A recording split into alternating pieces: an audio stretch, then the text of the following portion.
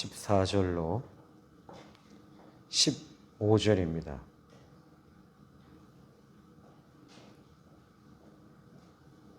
제가 봉독해 드립니다. 그러므로 보라, 내가 그를 타일로 거친 들로 데리고 가서 말로 위로하고 거기서 비로소 그의 포도원을 그에게 주고 아골 골짜기로 소망의 문을 삼아 주리니 그가 거기서 응대하기를 어렸을 때에 애굽 땅에서 올라오던 날과 같이 하리라. 아멘. 이 짠느 귀용이라고 하시는 이 분이 계신데, 루이 14세 때 그분이 이 영혼의 폭포수라고 하는 책을 쓰신 분이십니다. 그분의 이 책을 소개할 때 그 저자는 먼저 이 짠느 귀용은 이 영혼의 폭포수라고 하는 이 책은 인생의 여정을 예수님께로 가는 길을 그린 책이다라고 얘기했습니다. 25페이지 쪽에서 이렇게 얘기를 합니다. 실패할 때 오히려 소망이 있습니다. 커다란 바다로 나가기 전에 커다란 강에서 이 급류에 시말리는 경우들이 많습니다. 라고 그의 책은 회고합니다. 자, 믿음의 사람들은 고난과 어려움이 올 때 하나님과 연결되어진 사람이기 때문에 하나님과 연결되어진 사람들은 그 문제를 하나님과 연결시켜야 되는 것입니다. 예수님께서도 요한복음 15장에 역시 말씀하십니다.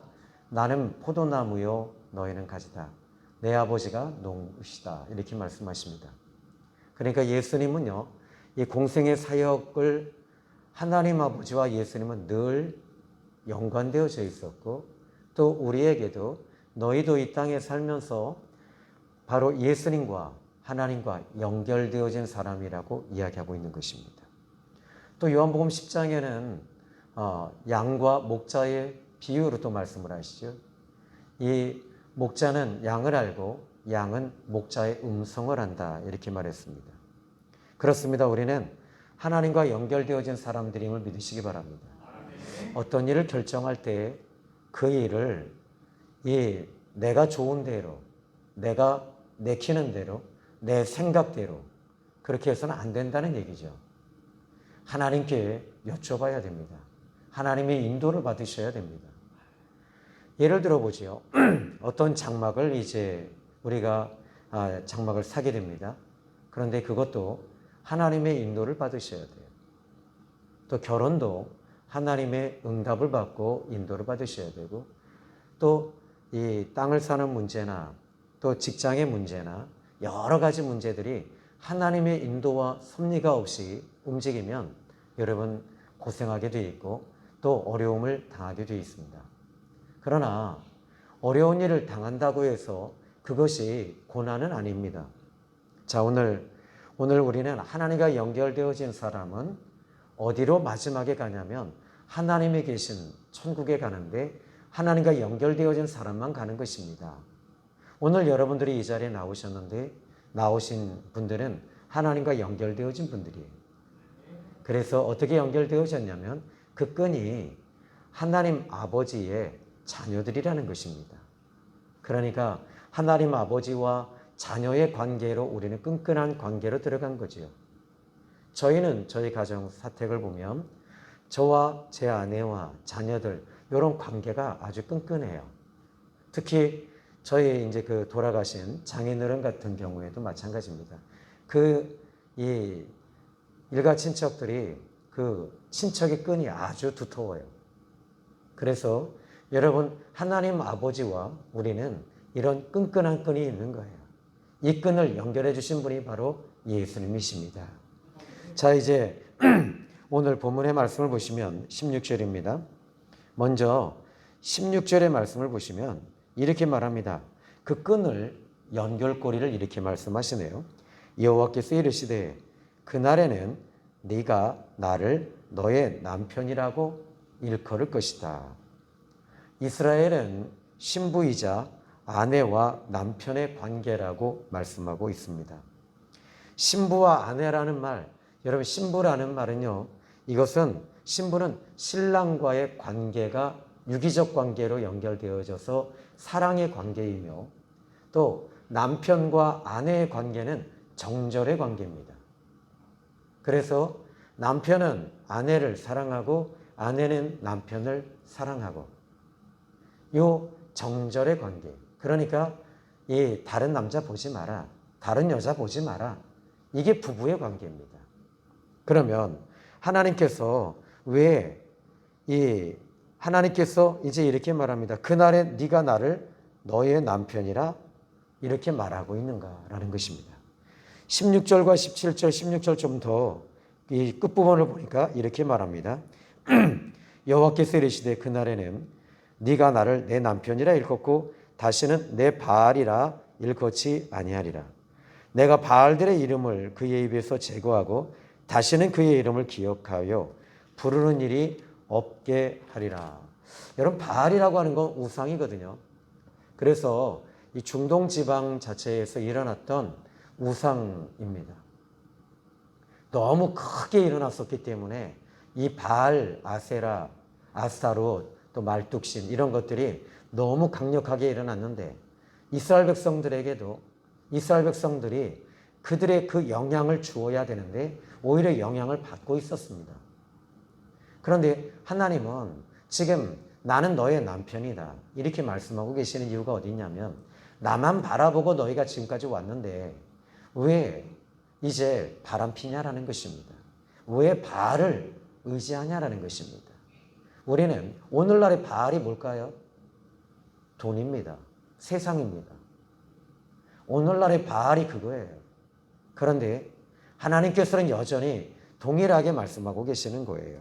그러면 이제 오늘 본문의 말씀을 보시면은 이렇게 14절의 말씀을 지금 제가 읽어드릴게요. 그러므로 보라, 내가 그를 타일러 그러셨어요. 여기에 타일른다는 말이 뭐예요? 지금 이 잘못됐을 때 신부이자 아내인 이스라엘이 잘못된 길로 가는 거예요. 그때는 어떻게 해야 돼요? 타일르는 거예요. 타일르시는 거예요. 우리 하나님이 어떻게 하시냐면 여러분 이걸 뭐라 그러냐면 잔소리예요. 근데 이거는 부모가 자녀에게 너 왜 이렇게 하니? 이렇게 하면 안 돼. 이렇게 하면 안 돼. 이렇게 말하는 게 타이르는 것입니다. 근데 하나님께서 오늘 본문의 말씀을 보시면은 들로 거친 먼저 내가 그를 타일러서 그러니까 이 한마디로 말하자면 이렇게 붙잡아서 타일러서 어떻게 하시냐. 그런데 하나님께서 타이르시는데 어디로 타이르냐? 그랬더니 성경의 말씀을 보시면 거친 들로 데리고 갔다 이렇게 말합니다. 자, 이 거친 들이라고 하는 것이 어떤 것이냐면 이것은 아주 그 와일드 필드라고 하는 것입니다. 와일드. 그러자 저 사람 성격이 참 와일드. 아주 거칠어. 그러니까 좀 다듬어지지 않은. 그러니까 이 안정되지 아니한, 정착되지 아니한 광야로 들어가는 거예요. 사막으로 들어가는 거예요. 이 광야 거칠은 들로 데리고 가시겠대요. 오늘 수없이 많은 사람들이 거친 들에 있는 분들이 계셔요. 다시 말하자면 인생의 광야에 들어가신 분들이 있습니다. 그런데 여기서 놓치지 않아야 할, 간과하지 말아야 할 것 중에 하나가 있는데 그것이 뭐냐면 오늘 본문의 말씀을 보시면 거친 들로 어떻게 했다 그래요? 데리고 갔다. 데리고 갔다. 여러분 여기서 하나 우리에게 좀 느낌이 오는 게 있지요. 이 데리고 갔다라는 말은 지금 신랑이 되시고 남편이 되시는 하나님이 함께 가시는 걸 말하는 거예요. 그러니까 우리를 그냥 거친 돌로 집어넣어 버리시는 것이 아니라 하나님께서 거기에 같이 가고 계시는 거예요. 그러니까 우리가 아무리 힘들고 어려웠고 거친 광야와 같은 문제라 할지라도 우리 신랑 되시는 하나님, 우리 아버지 하나님이 함께 하실 때 그 거친 들을 우리는 이기고 넘어서고 감당하게 되는 줄로 믿으시기 바랍니다. 시편 23편 우리가 이제 3절 4절 말씀을 보시니까 사망의 음침한 골짜기를 다닐지라도 내가 두려워하지 아니할 것은 주의 지팡이와 막대기가 나를 안위하십니다. 자, 여기 이제 시편 23편의 다윗은요, 사망의 음침한 골짜기를 너무 많이 들어간 사람이에요. 그런데 그 사망의 음침한 골짜기를 들어가서 갈 때 그는 이렇게 말합니다. 사망의 음침한 골짜기를 다닐지라도 해를 두려워하지 않는다. 그 이유가 어디 있느냐?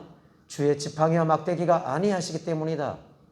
자, 여기서 주의 지팡이가 막대기가 따라다니는 게 아니에요. 여러분, 목자가 가지고 있는 게 뭐예요? 지팡이잖아요. 그 지팡이 혼자 다니는가요? 아니거든요. 다시 말하자면 목자이신 하나님이 다윗을 붙잡고 같이 갖고 계시는 거예요. 요셉의 경우도 마찬가지입니다. 요셉의 경우도 형들에게 괴물 당하고 린치 당한 거예요. 린치 당해서 애굽에 이제 팔려갔어요. 얼마나 억울해요. 얼마나 아파요. 얼마나 힘들어요. 그런데 요셉이 창세기 37장의 말씀을 보니까 하나님이 함께 하심으로 요셉이 형통한 자가 됐다. 하나님이 함께 하고 계시는 거예요. 그 어려운 가운데서도 하나님이 함께 하고 계셨어요. 또 보디발의 아내의 유혹을 받아서 오히려 거부했더니 오히려 어떻게 돼요? 여러분, 세상 사람들은 어떻게 합니까? 세상의 유혹 그냥 다 받아들이잖아요. 오는 여자 다 받고 내 여자 버리고. 이게 요즘 사람들 아니에요? 좀 어려우면 못 이겨. 부부지간에도 조금 어려운 일이 있으면 이해하고 타일르고 서로가 아우르고 이래야 되는데 어떻게 해요? 그냥 깨뜨려 버려요. 말 함부로 해요. 근데 여기서 하나님은 어떻게 하시느냐? 타일르시는 거예요. 타일르는데 어떻게 하느냐? 이 하나님께서 이렇게 아울러서 같이 가주시는 거예요. 그리고 나서는 거친들로 데리고 가시는데 이 거친들에 가시는데 보니까 함께 가고 계시는 거예요. 아멘이지요. 그러므로 우리 예수님께서도 마태복음 28장 20절의 말씀 보니까 내가 세상 끝날까지 항상 너희와 함께 하리라. 아멘. 우리 주님이 함께 하시는 거예요. 거친들이라 할지라도 함께 하십니다. 여러분이 때로는 병원에 실려갈 때도 있고 병원에 갈 때도 있어요. 그런데 그 자리에 우리 주님이 함께 하시는 거예요. 전에 이 한양병원 3층은요, 거기는 중환자들이 많아요. 좀 이제 요양병원 같은 그런 곳이 3층이에요. 근데 거기에 이렇게 딱 가면 한 분이 의식이 없어요. 할머니가 의식이 없어요. 그래서 기도해 드려요. 할머니, 전 할머니가 내 음성 듣는 줄 압니다. 할머니가 말도 못하고 소대변 가리지 못하지만 전 내 음성 듣는 줄 믿습니다. 그리고 예수님의 이름으로 죽음의 영을 꾸짖고 나서 이제 할머니가 내 소리에 반응한다면 제 손을 슬쩍 잡아주세요. 근데 할머니가요, 잡아줘요. 그리고 우시더라고요. 그런데 지금 이 자리에 하나님이 함께 하십니다. 거친들인 이 한양병원 3층에 할머니와 함께 하십니다. 근데 이 할머니가요, 막 꽉 잡는 거예요. 움직이지 못하는데. 근데 이 손도 묶어놨는데 내 손을 꽉 잡으니까 어떻게 돼요? 나는 알잖아요. 이 할머니가 정신줄 놓은 줄 알고 있어요. 사람들이 다. 지금 한마디로 말하자면 뇌사라고 생각합니다. 아니에요. 그 영혼이 머물러 있는 거예요. 거친들이라 할지라도 하나님께서 그 병원에 함께하고 계셨어요. 시간이 지나면서 할머니가 눈이 또렷또렷해지고 그리고 온몸이 따뜻해지고 말을 하는 걸 그 자녀들이 본 거예요. 근데 자녀들이 좋아할까요? 싫어할까요? 미안하지만 싫어합니다. 그게 인생이죠. 근데 이 할머니는요, 하나님이 할머님과 함께하고 계셔요. 우리 예수님이 할머니 위에 대신 십자가를 죽으시고 우리 주님이 함께 하십니다. 할머니가 울어. 자, 여러분, 이제 하나님께서 어떻게 하시느냐? 함께 가셔요. 여러분이 가는 자리 함께 가심을 믿으시기 바랍니다. 그런데 어디요? 거친 들, 와일드 필드, 그치? 광야, 내 인생의 광야를 만나서 나 혼자 가는 것이 아니더라고요. 내 아내가 같이 가주는 그 한계가 있어요. 내 자녀들이 같이 가주는 것도 여러분 어디까지 같이 가줘요? 여러분 어떻게 보면 이 땅에서는 어디까지 가질 수 있습니다. 그런데 죽음의 너머로는 아무도 함께 가지 못합니다. 영혼의 세계 죽음이 딱 내게 도래되시면요 하나님만이 함께 가실 수 있어요. 여러분 우리 주님이 함께 하심을 믿으시기 바랍니다. 자, 다음은 그러면 하나님이 함께 가시고 두 번째는 어떻게 말하는가를 좀 볼 필요가 있는데, 자 이제 14절입니다. 거친 들로 데리고 가서 어떻게 하신다고 그래요? 14절 끝부분에 말로 위로하고 라고 말합니다. 다시 말하자면 말로 위로하신답니다. 오늘 우리 하나님께서 자녀인 저와 여러분을 위로하시고 힘을 주시는 줄로 믿으시기 바랍니다. 하나님은 저와 여러분을 사랑하십니다. 제 인생에 있어서 저도 마찬가지입니다. 지금까지 살아오면서 질병도 왔었고 물질적인 위기도 오고 교회에 위기가 오고 나는 왜 그렇게 위기만 오는지 몰라요. 그런데 이렇게 위기가 올 때마다 하나님께서 저에게 어떻게 하시냐면 위로하고 계시더라고요. 위로해 주시는 거예요. 아들아 사랑한다. 아들아 사랑한다. 저는요 그 주님의 그 영음이 이 말씀을 통해서 계속 들려요. 주님이 내가 너 사랑한다. 내가 너 사랑한다. 저도 문제가 있어요. 시골 땅의 문제가 이게 뭐 풀어질 기미도 안 보여요. 그런데 새벽에 일어나서 가만히 앉아 있을 때 앉아서 기도하면서 성령께서 이렇게 임하시는 거예요. 기름 부으심이 임하니까 하나님이 또 함께 하시는구나. 그러니까 내가 또 숨을 쉬고 또 다시 잠자리에 눈을 다시 붙이고. 여러분 우리 하나님께서 오늘 이 말씀을 통해서 여러분에게 위로하심을 믿으시기 바랍니다. 자 그러면 하나님께서 이렇게 말합니다. 이 아무개야 내가 너 사랑한다. 내가 너 붙들어 주마. 걱정하지 마라. 아멘 하십시오. 우리 하나님은 여러분에게 지금 위기 가운데 거친 들에서 하나님께서 함께 하시면서 내가 너를 위로한다. 내가 너를 사랑한다. 근데요 이 말씀을 딱 듣는 순간에 내 영이 위로를 받는 거예요. 숨이 쉬어지는 거예요. 그리고 의지가 되는 거예요. 여러분 우리가 성경에서 보십시오. 많은 사람들이 고난과 역경과 거친 들에 들어갔을 때 그들은 한결같이 하나님을 통해서 소망을 얻었고 하나님을 통해서 위로를 받았고 하나님을 통해서 그들은 살았던 사람들이에요. 오늘 우리는 예수 믿고 구원받은 저와 여러분은 하나님을 통해서 사는 저와 여러분이 되셔야 될 줄로 믿습니다. 자 그러면 하나님께서 말로만 위로하고 끝나실까요? 아니에요. 말로만 하지 않으셔요. 하나님은 신부이며 아내이며 자녀인 저와 여러분에게 이제 말로만 사랑하시는 것이 아니라 15절의 말씀을 한번 읽어보십시다. 시작. 여기까지만 읽으십시다. 자, 여기서 뭐라 그래요? 포도원을 준다. 근데 그 앞에 어디서 준대요? 거기서.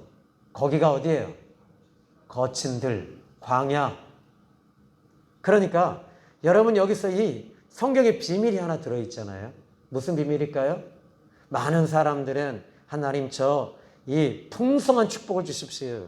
나 축복받기 원합니다. 형통하기 원합니다.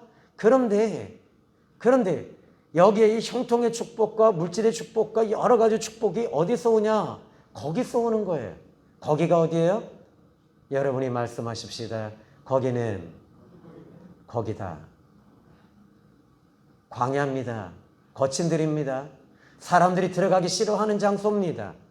거기는 망하는 장소입니다. 거기는 죽는 곳입니다. 사람들이 가려고 하지 않아요. 사람들이 거기는 유쾌하게 생각하지 않습니다. 거기는 망하는 곳입니다. 그런데 하나님께서 거기서 포도원을 거기서 주시겠다는 거예요. 여러분이 오늘 영적인 사람, 믿음의 사람들은 이 비밀을 알아요. 이 고난이 얼마나 내게 축복이라는 거를. 요셉이 그랬지요? 아까 전자에 말씀드렸지요? 요셉은 거친 광야와 같은 거기서 복을 받잖아요. 어디요? 감옥 속에서 술관원과 떡관원을 만나잖아요. 그지요? 그리고 이 감옥 속에서 하나님께서 거기서 열어주시잖아요. 다윗은 어디에서 하나님을 만나고 어디서 복을 받습니까? 광야였습니다. 다윗은요, 광야의 사람이었어요. 광야의 사람이었어요. 광야에서 여러분 시편을 한번 읽어보십시오. 절반 이상이 다 다윗의 시편이죠. 어디서 나왔어요? 거기서 시편이 나왔어요. 거기가 어디예요? 안방? 오남리? 찜질방? 아니요. 어디예요? 거기서 광야였습니다. 쫓기면서 시편이 거의 대부분이 다윗은 거기서 나왔어요. 그의 영성이 어디서 이루어졌습니까? 거기서 거친 들에서 하나님을 바라보고 하나님을 의지하며 나는 하나님 외에는 없습니다. 하나님 나의 힘이 되신 여호와여 내가 주를 사랑하나이다. 하나님은 나의 반석이시며 바로 이렇게 고백했던 사람이 다윗입니다. 자, 그러면 여러분 하나님께서 왜 거친 들로 데리고 가실까요? 여러분 이유는 간단합니다. 하나님만 보라는 거예요. 전에는 바알을 봤습니다. 자, 이제 14절을 제가요 현대인의 성경 좀 읽어봐 드릴 테니까 쉽게 쓴 성경이 현대인의 성경인데 한번 들어보십시오. 그분이 거기서 그녀에게 포도원을 주고 온갖 고난의 골짜기를 희망의 문으로 바꾸어 주신다. 아멘. 자, 이제 여러분 다시 한번요. 이 15절을 이제 읽어 드릴게요. 본문. 거기서 비로소 그의 포도원을 그에게 주고, 누구의 포도원을 준대요? 하나님의 포도원을 주시겠다는 거예요. 하나님이 열어주시겠다는 거예요. 그런데 이 15절 중간 부분에 아골 골짜기로 소망의 문을 삼아 주리라. 자, 이제 여러분 여기가 어디냐면 아골 골짜기. 아골 골짜기는 환난의 골짜기입니다. 이 해놓고 뭐라고 써 있어요? 이 해놓고 여러분 성경에 벙어리 성경에만 나와요. 이 아골 골짜기 앞에 이라고 써 있는데 밑에 이 읽어보니까 환난의 골짜기로 환난의 골짜기를 말합니다. 그러니까 이 환난의 골짜기가 바로 아골 골짜기인데 거기서 소망의 문이 열린대요. 아골 골짜기를 소망의 문으로 삼아주신다는 말입니다. 이게 영적인 비밀입니다. 아골 골짜기가 망하는 골짜기가 아닙니다. 소망이 열어지는 골짜기가 바로 이 아골 골짜기라는 사실을 여러분 믿으시기 바랍니다. 그래서 아골 골짜기가 소망의 포도원이 된다는 사실. 여러분 사도행전 16장에 보니까 바울과 실라가 감옥에 갇혔잖아요. 매를 맞았잖아요. 언제 죽을지 모르잖아요. 소망이 끊어졌잖아요. 근데 거기서 하나님께서 그 아골 골짜기 감옥 속에서 거기서 일하시더라고요. 거기서 빌립보 교회가 세워지고 간수가 예수님 믿고 루디아가 예수님 믿는 역사가 바로 그 아골 골짜기에서 다 이루어지더라고요. 아멘. 지금 혹시 여러분 가운데 아골 골짜기를 지나는 분이 계십니까? 아니, 아골 골짜기에 거기에 놓여진 분이 계십니까?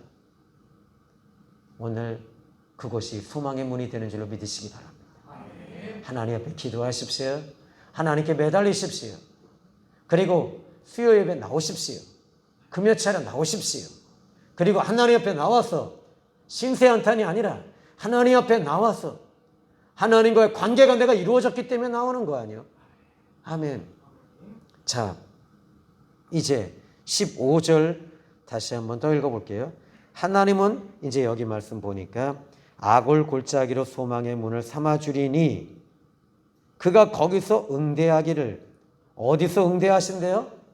거기서 환난의 골짜기, 아골 골짜기, 거친 들에서 응대하신답니다. 그러니까 여러분들이 지금 이 고난의 골짜기에서 낙심하고 원망하고 아버지 때문에 그래요. 나는 이 부모님 때문에, 그리고 나는 또 조상 탓하고 부모 탓하고 또 친구 탓하고 남편 탓하고 아내 탓하고 이거 언제까지 탓하시겠어요? 여기 오늘 성경의 말씀을 보니까 하나님 거기서 응대하신답니다. 환난의 골짜기에서 응대하신대요. 응대라는 말을 제가 보니까 응대라는 말은 이건 두 가지 단어가 합성된 거예요. 응하신대요. 거기서 응하신대요. 응답하신대요. 어디서요? 거친 들에서. 어디서요? 아골 골짜기에서. 거기서 응답하신대요. 그러니까 여러분 아골 골짜기가 결코 나쁜 것이 아니다라는 것입니다. 근데 여기 응대하신다는 말, 응답하시고 그 다음에는 어떻게 하시냐? 대면해 주시겠다는 겁니다. 만나 주시겠다는 겁니다. 오늘 우리는 하나님을 만나야 사는 줄로 믿으시기 바랍니다. 자, 오늘 이 14절과 15절이 얼마나 큰 위로가 되는지요. 그렇지 않나요? 여러분이 하나님께서 거친 들로 데리고 가신다. 첫 번째, 함께 가주신다. 이게 우리의 위로 아니에요. 이게 우리의 힘 아니에요. 하나님이 우리와 함께 하시니까 우리 나의 힘이 되신 여호와여. 그죠? 하나님이 나의 힘이 되시는데 어떻게 나와 함께 하십니까? 나와 함께 하시는 거 믿으시기 바랍니다. 두 번째로는 이렇게 말합니다. 바로 거기서 포도원을 주시겠다고 그래요. 하나님의 포도원을 거기서 열어주시겠대요. 하나님이 축복의 포도원을 주시겠대요. 바로 거기가 어디예요? 거친 들에서 주시는 거예요. 아골 골짜기에서 소망의 문을 하나님 비로소 열어주시겠답니다. 그러니까 여러분이 지금 비록 힘들고 어려워도 잘 이겨내십시오. 잘 넘어서십시오. 하나님으로 말미암아 이겨내시기를 바랍니다. 그때 하나님이 아골 골짜기로 소망의 문을 주시고 내가 거기서 너희를 만나 주리라. 오늘 이 시간 이 자리에서 하나님이 여러분을 만나 주심을 믿으시기 바랍니다. 기도합니다. 하나님 아버지 감사합니다. 우리는 거친 들에 들어갔을 때 원망만 했습니다. 누구 탓만 했습니다. 그리고 내 인생이 왜 이렇게 됐느냐고 우리는 원망만 했습니다. 그런데 이 거친 들에서 하나님을 발견하는 사람이 되게 해주십시오. 우리 사랑하는 영적인 사람들은 하나님을 발견하고 하나님이 함께 가신다는 것을 보게 하여 주시고 하나님이 함께 하시면서 위로하시며 아무개야 걱정하지 마라. 아무개야 내가 너를 붙들고 있단다. 아무개야 내가 너에게 희망을 주리라. 내가 너에게 소망의 문을 이 아골 골짜기에서 열어주리라. 너는 걱정하지 말고 기도해라. 나만 바라봐라. 내가 너에게 놀라운 일들을 행하리라. 내가 너를 축복하리라. 내가 너를 붙들어 주리라. 오늘 주님의 음성으로 알고 듣는 귀한 성도들 위해 하나님의 소망의 문이 활짝 열리게 하여 주시옵소서. 예수님의 이름으로 기도했습니다. 아멘. 우리 복음성과 하나님의 사랑을 부르시면서 준비하신 힘을 드린 거 기도하겠습니다.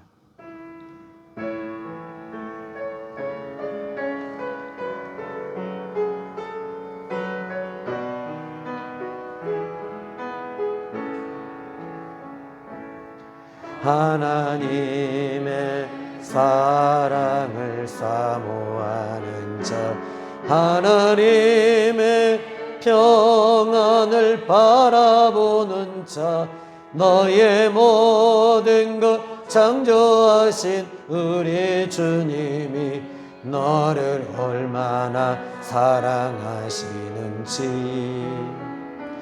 하나님께 찬양과 경배하는 자, 하나님의 선하심을 닮아가는 자, 너의 모든 것 창조하신 우리 주님이 너를 자녀 삼으셨네.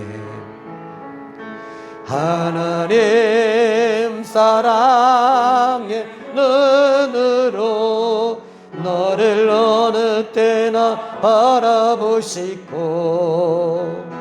하나님 인자와 귀로서 언제나 너에게 기울이시니 어둠의 맑은 빛을 비춰주시고 너의 작은 신음에도 응답하시니 나는 어느 곳에 있든지 주님 향하고 주만 바라볼지라. 하나님 사랑의 눈으로 너를 어느 때나 바라보시고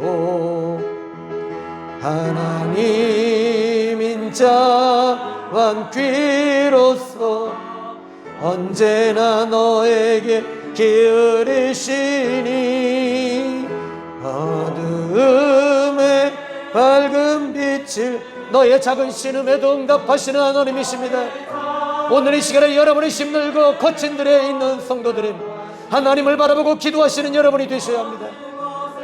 있든지 주를 향하고 주만 바라볼. 이 시간 우리 하나님 예수님의 이름을 부르면서 함께 기도하는 시간을 갖습니다.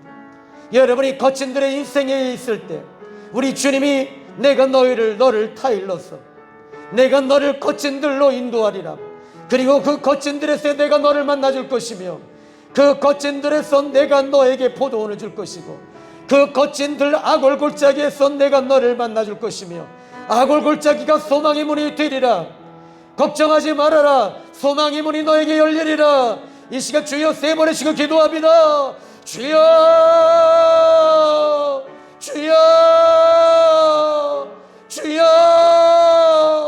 살아계신 하늘의 하나님 아버지, 우리들의 연약함 가운데 우리는 세상을 바라보고 저 세상의 방법을 쓰며 지금까지 살아왔습니다.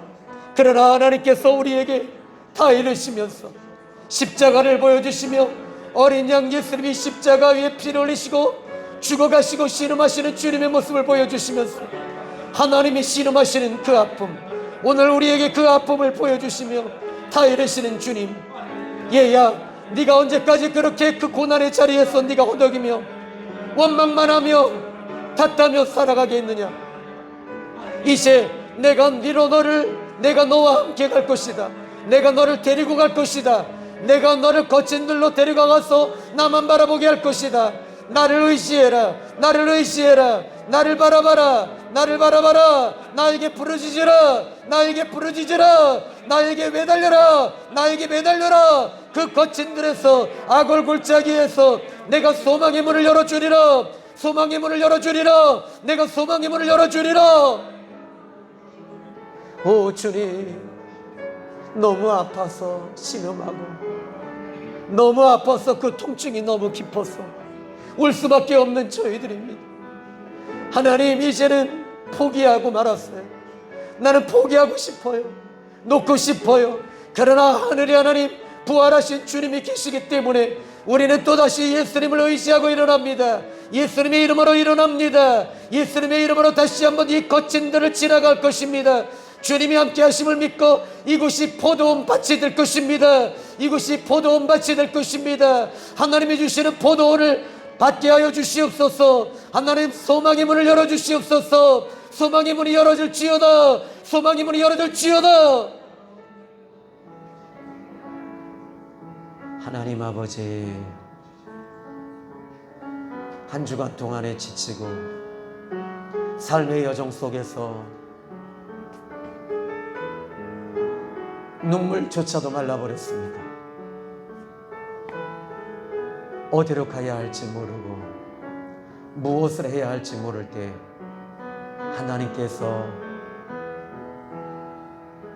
신부인 그 아내인 이스라엘을 거친 들로 데리고 가셨습니다. 하나님의 자녀인 우리를 거친 들로 데리고 가셨어. 그곳에 포도원을 주시는 하나님, 우리 사랑하는 성도들에게 내가 너에게 포도원을 주리라. 전에는 그곳이 가시밭길이었다. 돌밭짝이었다. 그러나 이제는 너에게 포도원 밭을 주리라. 예수님의 이름으로 기도했습니다. 아멘.